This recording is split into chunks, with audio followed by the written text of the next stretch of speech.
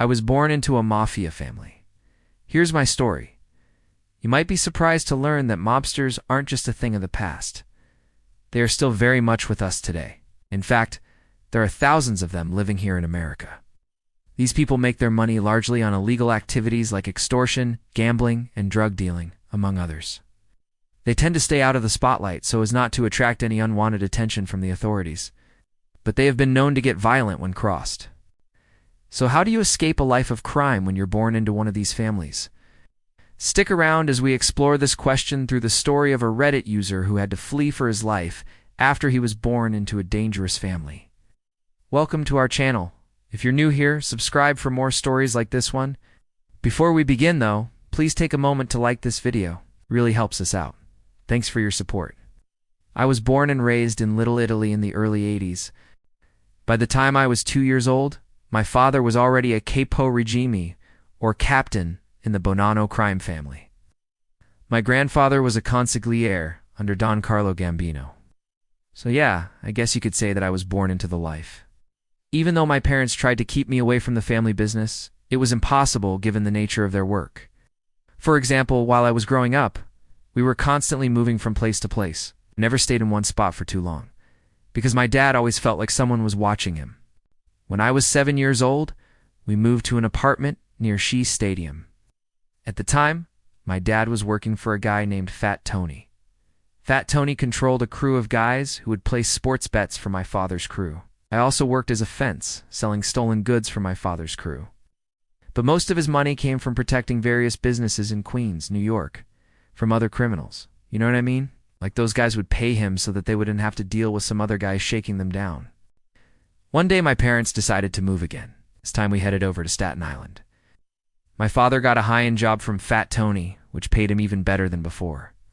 Basically, my dad was responsible for making sure the garbage collectors on Staten Island didn't steal from Fat Tony's guys. He also made sure that all the garbage was collected as usual. As you can imagine, this wasn't hard since most of the guys collecting garbage were under Fat Tony's payroll. While we were living in Staten Island, my parents sent me to Our Lady of Perpetual Help school. Even though I knew that many of my classmates' parents were involved in the mob, I had no idea that my parents were too. I thought that my dad was just a regular guy who worked for the sanitation department.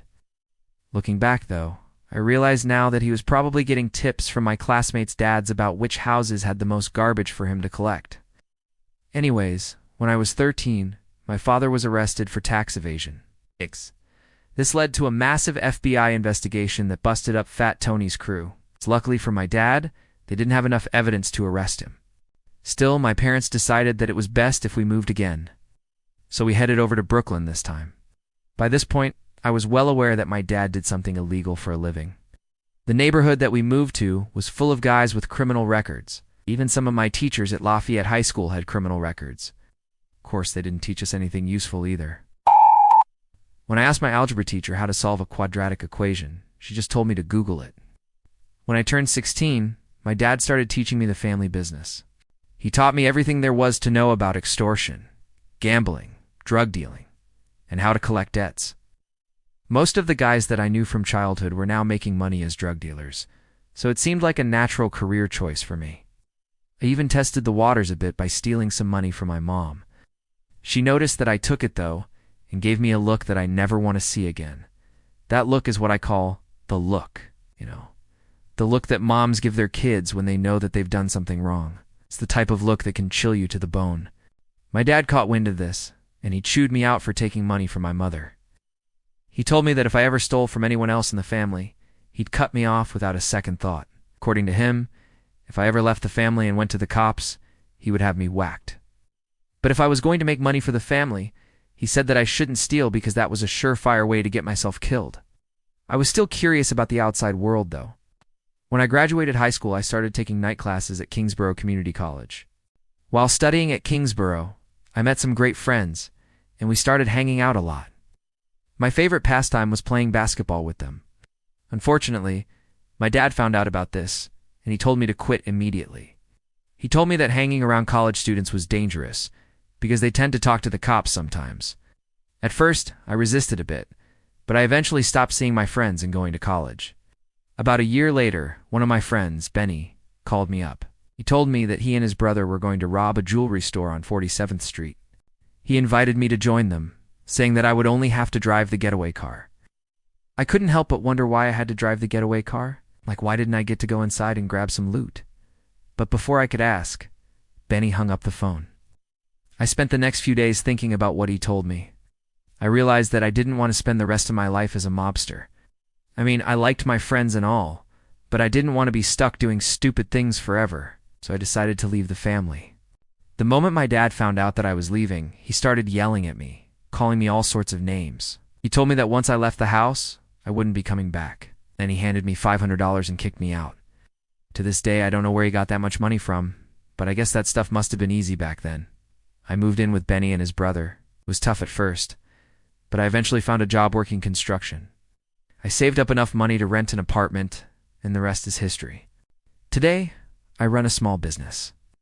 I haven't spoken to any of my family members in over 30 years. Every once in a while, I hear about them in the news. For example, in 2015, my uncle was sentenced to 5 years in prison for drug trafficking. A few months later, my cousin was arrested for trying to bribe a cop. My cousin was also involved in a huge fight with some bikers in 2019. According to the police, the fight started after the bikers tried to extort some money from my cousin. They demanded $5,000 from him in exchange for protection. Instead of paying them, my cousin called up a friend who happened to be a capo regime in the Genovese crime family. This led to a massive brawl between the mobsters and the bikers. The police broke up the fight, and everyone was sent on their way.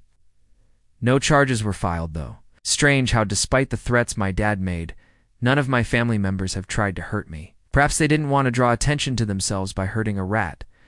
Maybe they figured that if they hurt me, it would bring the heat down on them. Or maybe they simply forgot about me.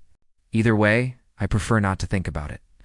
If I had stayed in the family, I would probably be in jail or dead right now. I know for a fact that my cousin would have whacked me if I had stayed. He was that kind of guy.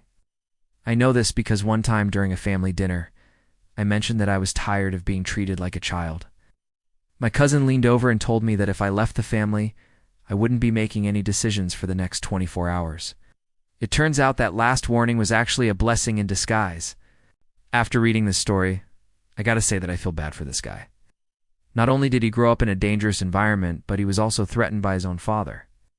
I'm glad that he managed to escape the mob and live a normal life. But I can't help but wonder why his family didn't kill him after he left. Sure, they could have ignored his threats, but they could have also decided to silence him. Ultimately, though, it seems like he dodged a bullet there. What would you do if you were in this guy's position? Let us know in the comments below. That was the end of the episode. Thanks for watching. If you enjoyed the video, be sure to hit that like button and subscribe for more stories. See you next time.